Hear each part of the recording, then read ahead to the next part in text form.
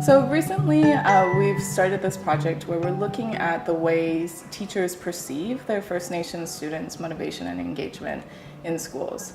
So we went last year and collected data from about 500 teachers around the Australian continent, and we asked them to tell us what they thought about their First Nations students' motivation and engagement in their classrooms.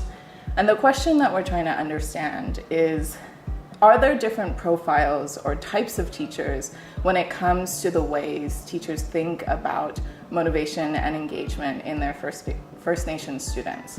And we wanted to know what are the different profiles of teachers and what are the implications of these teaching patterns for their approaches to teaching in the classroom.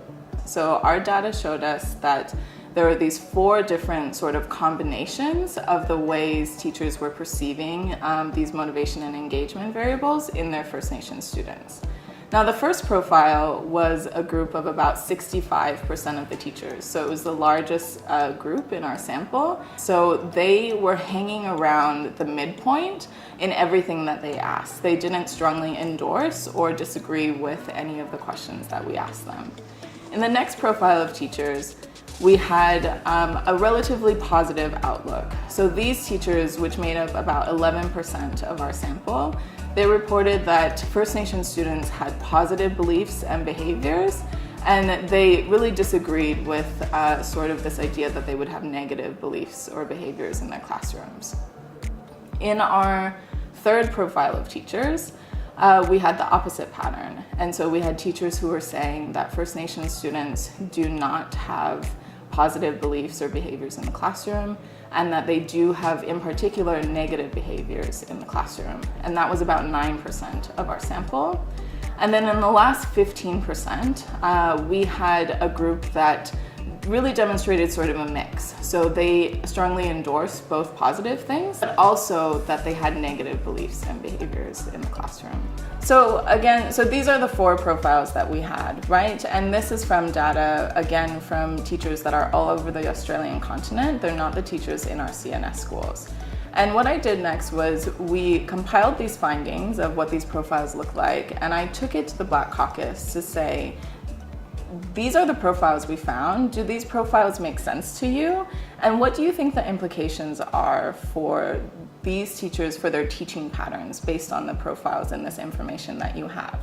And it was really critical that we take this information to the Black Caucus in this instance for 2 reasons. We needed to generate some hypotheses about what the implications might be. Rather than testing all possible things in the data, we wanted a direction to go in. And because, to our knowledge, this is sort of the first study that has asked these types of questions, where we're asking teachers to think about their First Nations students' motivation and engagement, there wasn't a lot of available research to go off of. The second thing is that motivation research in general tends to be largely focused on populations of students that are white. And so even with the little available research that we have and the theory that we have, it was really important to get other expertise in this area to help guide our research questions.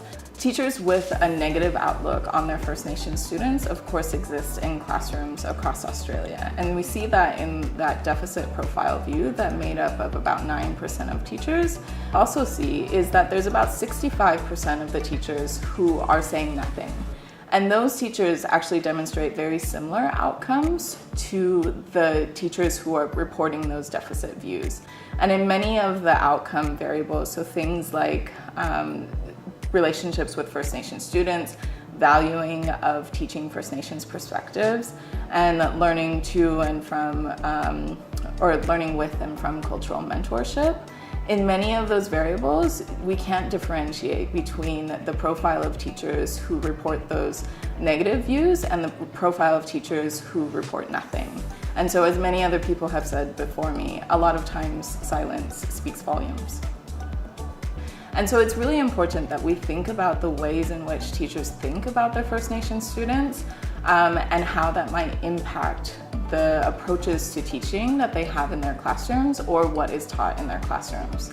In earlier studies on our CNS data, what we found is that there is, again, this relationship, especially between learning through cultural mentorship and the ways teachers think about their students. And so when we're thinking about RCNS schools and RCNS strategies, we can really think about the ways that CNS strategies influence the ways teachers think about their students and how that can have impacts on the ways that they teach in their classrooms.